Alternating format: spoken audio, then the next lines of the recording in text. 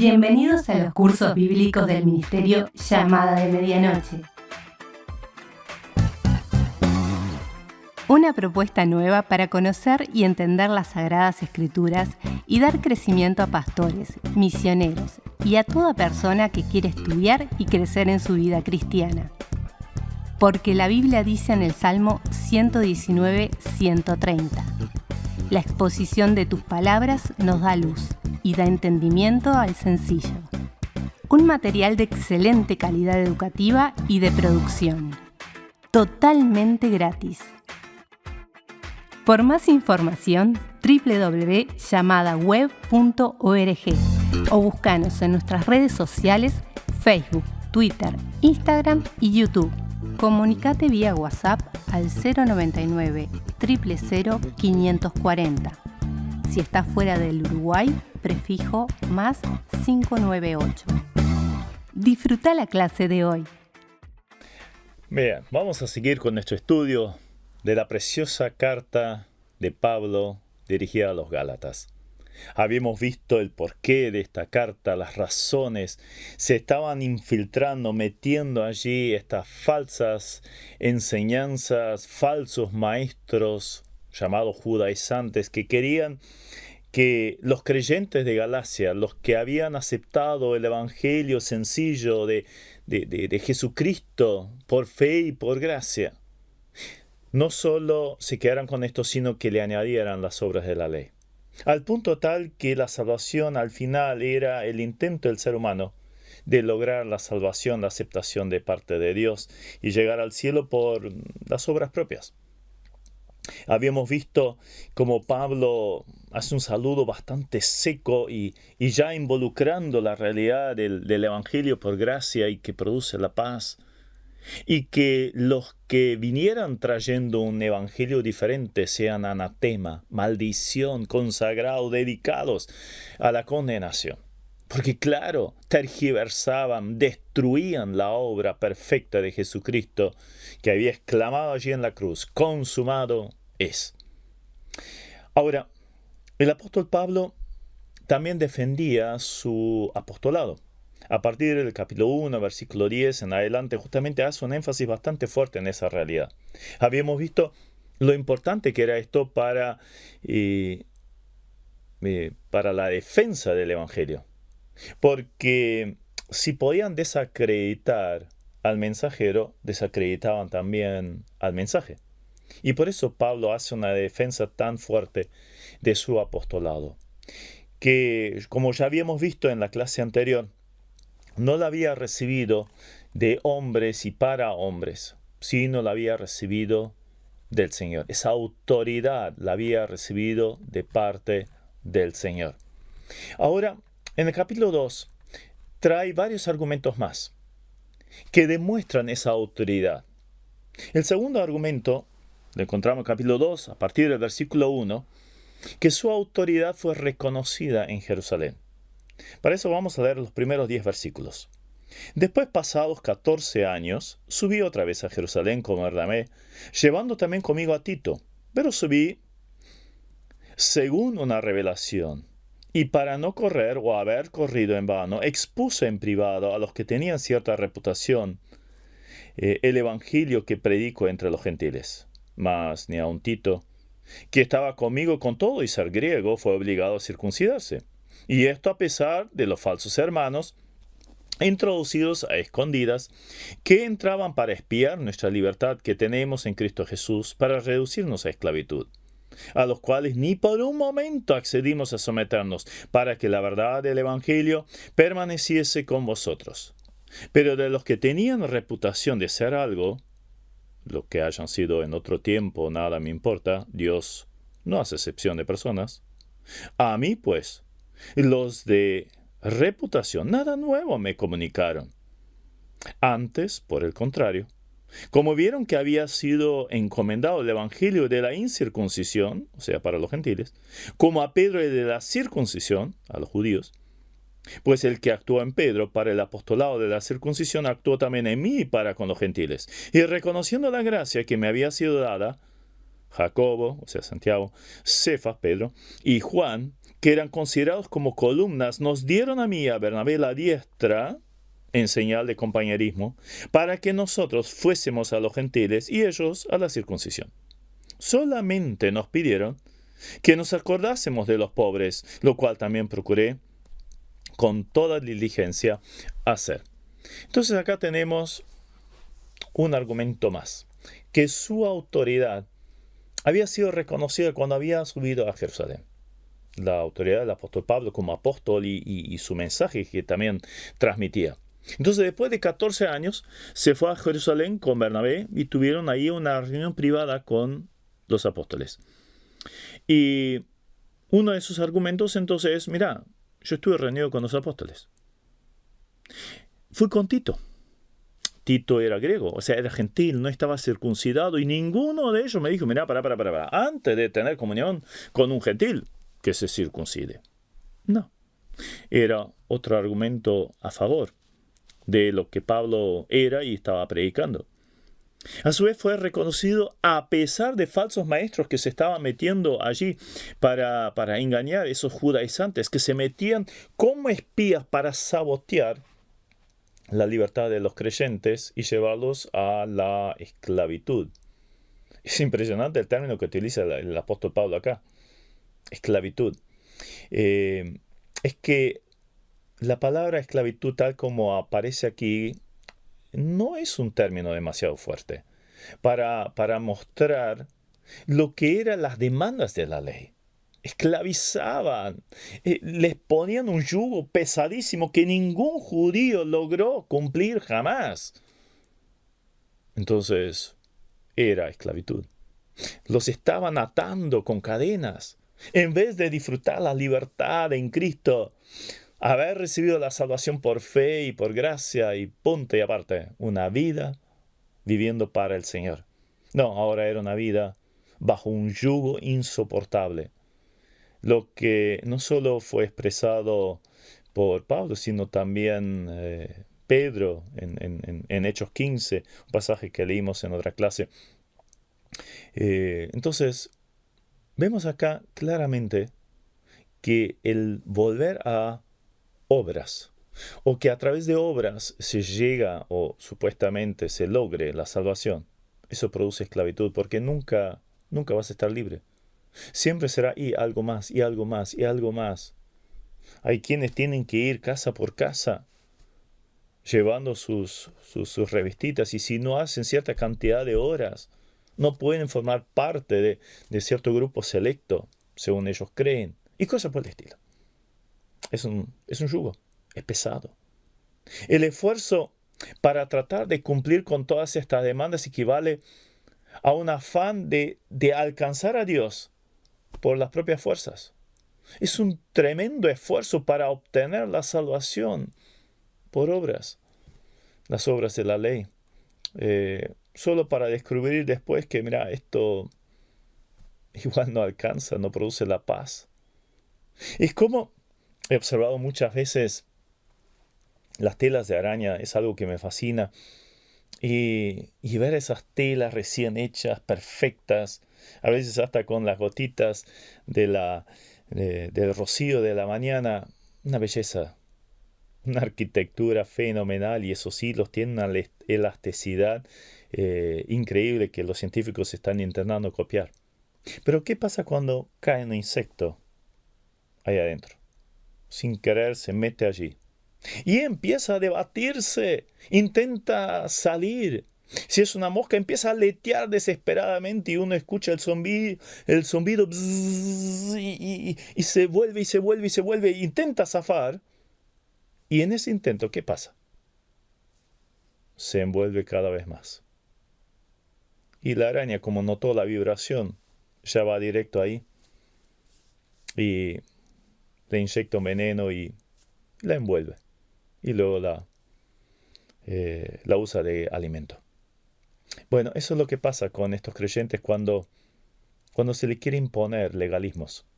Se envuelven cada vez más al punto tal que quedan completamente atados, expuestos al enemigo, en vez de disfrutar la libertad en Cristo. Realmente es tremendo. lo que el apóstol Pablo señala acá, ¿verdad? Es una lucha, es algo que esclaviza. El creyente en Cristo, en cambio, es libre de la ley, de las obras para lograr una salvación. Entonces, es libre del ceremonial, como una manifestación externa de la salvación. Y también es libre de la culpa que traía la ley, porque la ley justamente acentuaba la necesidad, la culpa, porque Cristo ya la llevó en la cruz del Calvario. Pero esta libertad no debe ser ocasión, obviamente, para el libertinaje. Sería el extremo opuesto. Pero entonces, si soy salvo, entonces puedo hacer lo que quiera. No. Esto tampoco. Y Pablo es muy enfático, sobre todo en Romanos, en cuanto a esto. Ahora, el hecho de intentar guardar la ley lleva a una esclavitud de un sistema de justicia que es imposible de cumplir. Entonces, esa autoridad fue reconocida en la aceptación de Tito, a pesar de esos falsos hermanos. Fue reconocida porque los apóstoles no ordenaron nada nuevo. Versículo 6, pero de los que tenían reputación de ser algo, o sea, los apóstoles, a mí, pues, los de la reputación nada nuevo me comunicaron. Nada nuevo. No había nada. Entonces fue reconocido su apostolado, justamente, mira, Pablo, tenés que cambiar esto. Tenés que cambiar este mensaje. No, nada de eso dijeron. Fue reconocido también su ministerio para con los gentiles, así como, igual, en paralelo, así como fue reconocido el de Pedro para con los judíos. Entonces, estamos haciendo lo mismo, enfocado a diferentes grupos de personas, nada más. Fue reconocido por el pedido de los apóstoles y sujeción de Pablo. Allí en el versículo 10, ¿cuál fue la única orden que le dan? Y que no tiene nada que ver con legalismo. Que les pidieron que nos acordásemos de los pobres, lo cual también procuré hacer con diligencia. Entonces, no había nada nuevo que añadir. Este estaba firme, estaba seguro. Entonces su autoridad, la autoridad del apóstol Pablo, fue confirmada justamente en el hecho cuando fue a Jerusalén. Y no recibió ningún tipo de cambio o una orden de cambio en cuanto a su mensaje. Al contrario, fue aceptado tal cual era y lo que hacía. Fue reconocido. También su autoridad fue demostrada en el hecho de reprender a Pedro. Ahora viene un pasaje muy interesante y ahí, ¿saben? Esto es lo que me gusta de la Biblia porque nos muestra las flaquezas, las debilidades de los personajes bíblicos. No los idealiza. No eran hombres perfectos, ninguno. Ni Pablo, ni Pedro, ni Jacobo, ni nadie. ¿Sí? Y obviamente tampoco lo somos nosotros. Pero justamente en el hecho de la imperfección, la debilidad y una falla de Pedro, se demuestra el apostolado de Pablo. Se comprueba. Y por eso también, hasta eso, Dios los utiliza. No, nuestras fallas, Dios las utiliza para bendición luego. Bueno, miren lo que pasó. A partir de Gálatas, el capítulo 2, versículo 11, vamos a leer allí unos versículos. Pero cuando Pedro vino a Antioquía, le resistí cara a cara porque era de condenar. Pues antes que viniese, algunos de parte de Jacobo comían con los gentiles. Pero después que vinieron, se retraía y se apartaba porque tenía miedo de los de la circuncisión, o sea, de los judaizantes estos. Y en su simulación participaban también los otros judíos, de tal manera que aún Bernabé fue también arrastrado por la hipocresía de ellos. Entonces, ¿qué pasó allí? La simulación de Pedro. Antes de la venida de Cristo, el judío que se creía piadoso era muy estricto en cuanto a su trato con otros pueblos. ¿Recuerdan los samaritanos? Judíos que vivían en Galilea, si querían ir a Jerusalén, que estaba justo al sur, ¿sí? Unos 100 kilómetros, podrían haber agarrado el camino derecho, pero acá en el medio había un pueblo llamado los samaritanos, que era un pueblo mezcla, porque eran una mezcla de pueblos conquistados por los asirios que habían sido llevados a ese lugar y luego se habían mezclado con los que habían quedado. Entonces era un pueblo mezcla, con una religión mezcla. Entonces un judío jamás se sentaría junto a un samaritano. Lo que hizo Jesús con la mujer samaritana, ¿no? Quedaron asombrados los discípulos cuando venía. Oh, mira, está hablando con una mujer. Eso ya era raro. Y encima con una samaritana, no. Pero le era necesario pasar por Samaria. Había una mujer necesitada del verdadero amor, porque del otro tenía de sobra. Pero bien, ¿qué hacían normalmente los judíos? Por ejemplo, los de Galilea, si querían ir a Jerusalén, o viceversa, no iban al camino derecho, sino hacían todo un rodeo, 50 kilómetros más, cruzaban 2 veces el Jordán, con tal de no contaminarse en territorio samaritano, y sobre todo cuando iban a las fiestas. Esa era la actitud de los judíos.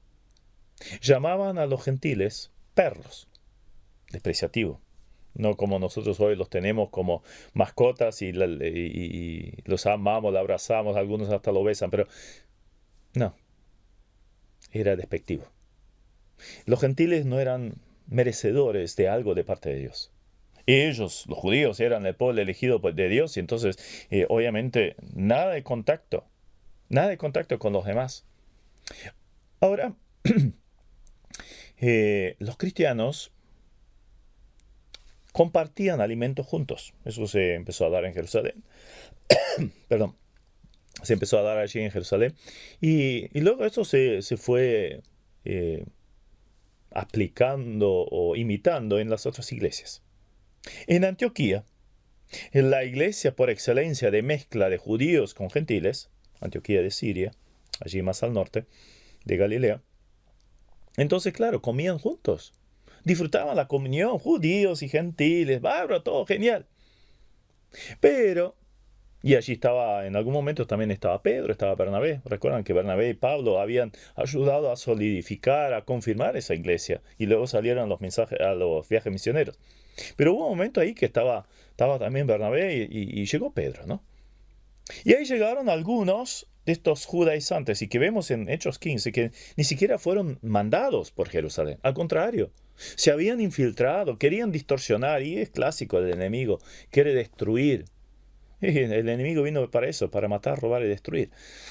Entonces vinieron a destruir esta iglesia maravillosa, misionera, con un avivamiento fenomenal. Fue allí donde a los creyentes por primera vez se los llamó cristianos. Y claro, eran todos pequeños cristos, vivían como Cristo, hablaban de Cristo, predicaban a Cristo. Por eso cristianos. Y ahí viene el enemigo, camuflado, religiosos, judaizantes, falsos maestros. Y claro, supuestamente venían de parte de Jacobo, uno de los apóstoles. Entonces, como, claro, no vamos a quedar mal si acá nos juntamos con los gentiles y comemos junto a la mesa. Y vamos a quedar mal con ellos. Entonces, por miedo a los hombres, Pedro se separó. Los otros judíos de la iglesia se separaron de los gentiles, ya no comían junto con nosotros. Y hasta Bernabé fue engañado. Bernabé, uno que estaba tan bien parado en las cosas de Dios. O sea, fíjense lo serio que es esto, ¿no? La división se estaba gestando. Se estaba gestando en la división en la mejor iglesia allí de la antigüedad. La más pujante. La que mejor había comprendido la esencia de iglesia, que de todo pueblo y raza y nación podían estar juntos adorando a Dios. Entonces, allí Pablo exhorta duramente a Pedro. Como la actitud de Pedro había sido visible, pública, entonces, y había influenciado incluso a otros líderes, entonces también la corrección tuvo que ser pública y lo encara. Pablo utiliza la palabra allí simulación, en su simulación. O sea, adaptarse a algo que no es, básicamente, ¿no? Actuar hipócritamente por convenio. Nosotros sabemos de dónde viene la palabra hipócrita, ¿no? Era de los teatros griegos donde muchas veces un actor hacía toda una obra simplemente cambiando caretas, o sea, hacía diferentes personajes cambiando caretas. Entonces, la careta era una cosa, pero atrás era otra completamente diferente. Bueno, esto es lo que estaba haciendo Pedro. Antes comía con los gentiles, se sentaba y comía sus buenas comidas con los creyentes de otras naciones. Pero allí aparecieron esos judaizantes, entonces, ¿y qué dirán? Y mejor vamos a comer aparte. Entonces, simulación, hipocresía de parte de Pedro. Qué triste, ¿verdad? Entonces viene esa represión a Pedro, ¿no? O reprensión a Pedro. Pablo señala el error, la simulación. Y entonces viene la reprensión a Pedro en versículo 14.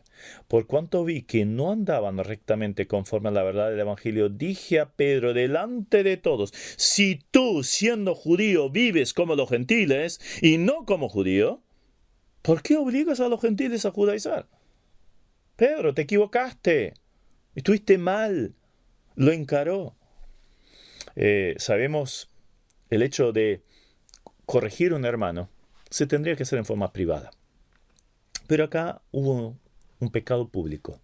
Entonces se tiene que corregir en público. Fue un pecado que afectó a los líderes y a toda la iglesia.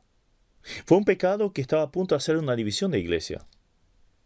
Y como Pablo dice también en 1 Timoteo, a un anciano hay que corregirlo públicamente para que los demás teman.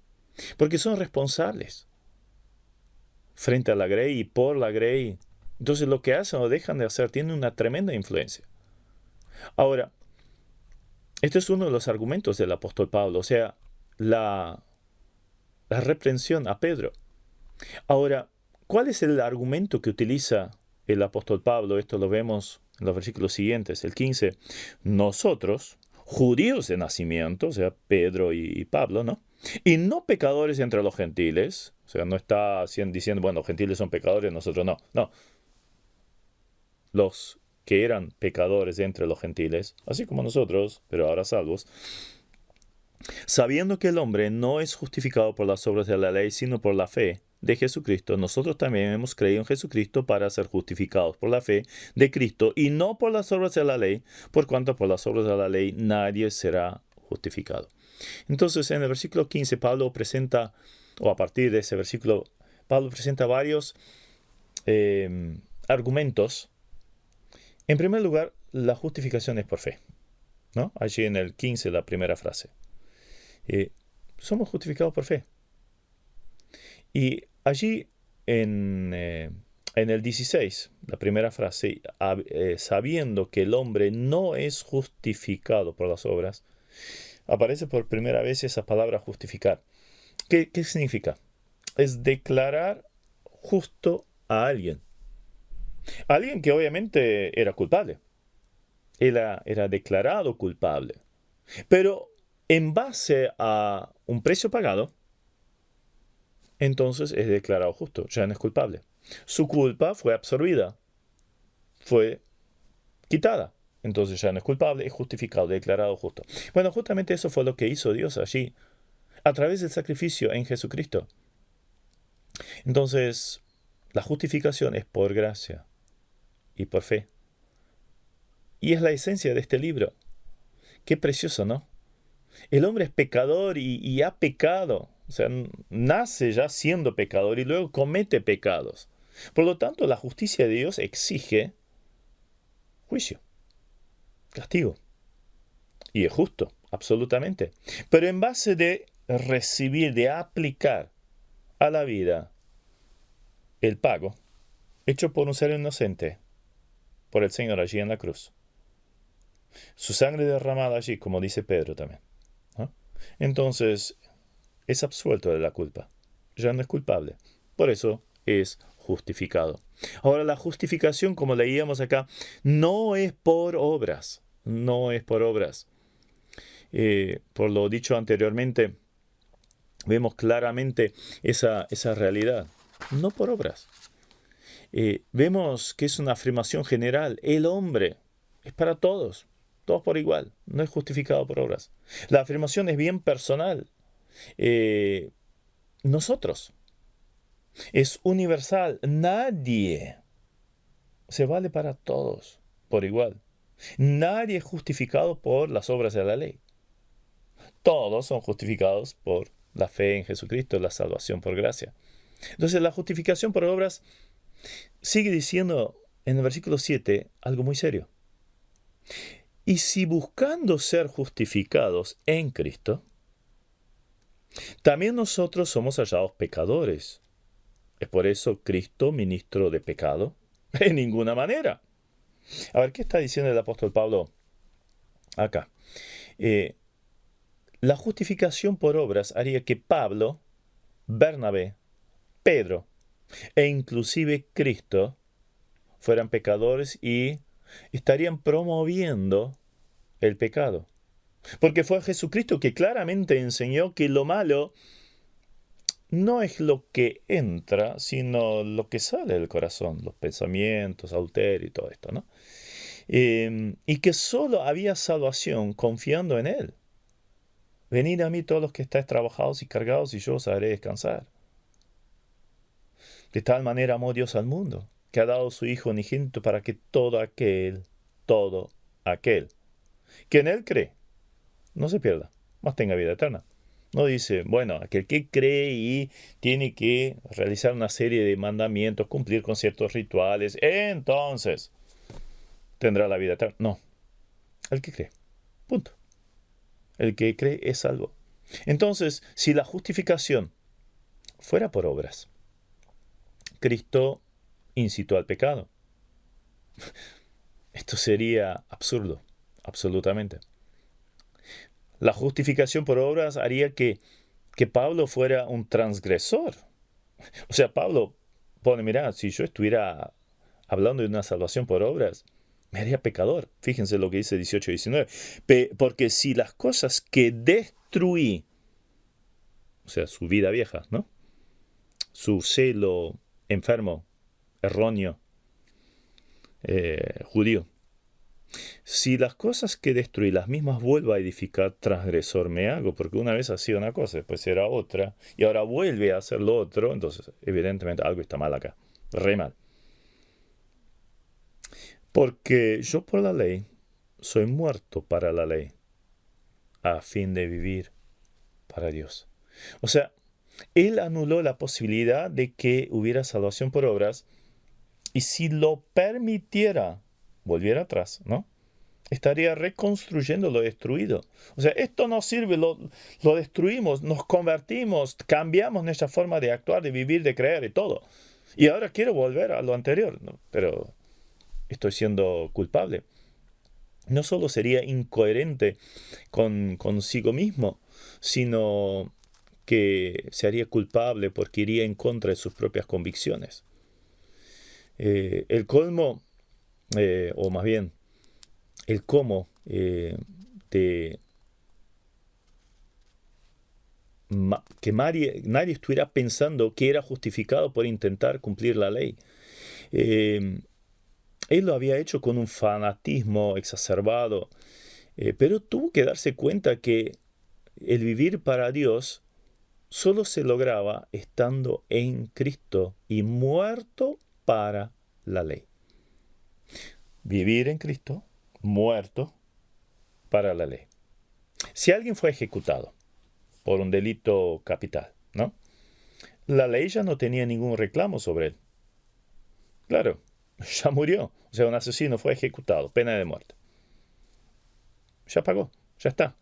Se ha hecho justicia. Entonces, la justificación se logra con la identificación con Cristo. Y esto es lo que presenta en el versículo 20 tan conocido, ¿no? Con Cristo estoy juntamente crucificado y ya no vivo yo, mas vive Cristo en mí. Lo que ahora vivo en la carne, lo vivo en la fe del Hijo de Dios, el cual me amó y se entregó a sí mismo por mí. O sea, ya no vivo yo, no es el antiguo Saulo, el que perseguía a los cristianos. Ahora vivo para Cristo. Y todo lo que viva, lo vivo en función de Cristo. Lo que vivo con mi cuerpo, por eso dice ahí la palabra carne, ¿no? Lo vivo en función de Cristo, vivo para Él.